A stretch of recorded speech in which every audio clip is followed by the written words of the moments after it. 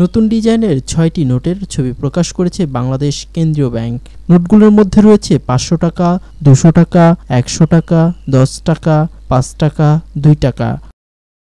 এসব নোট দেশের গুরুত্বপূর্ণ ঐতিহাসিক, প্রাকৃতিক ও সাংস্কৃতিক প্রতীকগুলোকে বিশেষভাবে তুলে ধরা হয়েছে। প্রতিটি নোটে রয়েছে নতুন গভর্নর আহসান হাবিব মনসুরের স্বাক্ষর।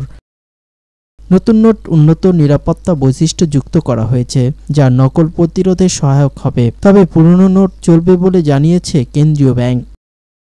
নতুন ৬টি নোটে যা থাকছে: ৫০০ টাকার নোট, সামনে বাম পাশে কেন্দ্রীয় শহীদ মিনার, মাঝখানে শাপলার ছবি, পেছনে বাংলাদেশ সুপ্রিম কোর্টের ছবি। সবুজ রঙের এই নোটটিতে ইতিহাস ও ন্যায় বিচারের প্রতীক যুক্ত করা হয়েছে।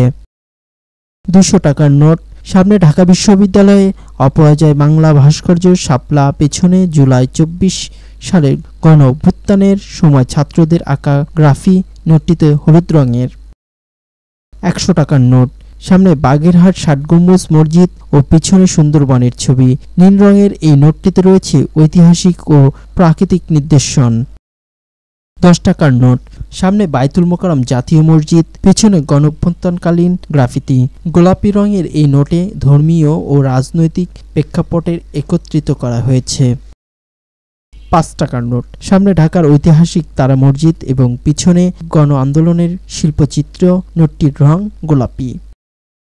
২ টাকার নোট, সামনে মিরপুর শহীদ বুদ্ধিজীবী স্মৃতিসৌধ এবং পেছনে রায়ের বাজার পদ্মভূমি স্মৃতিসৌধের ছবি। হালকা সবুজ রঙের এই নোটে রয়েছে মুক্তিযুদ্ধের স্বাক্ষরিত প্রতিচ্ছবি।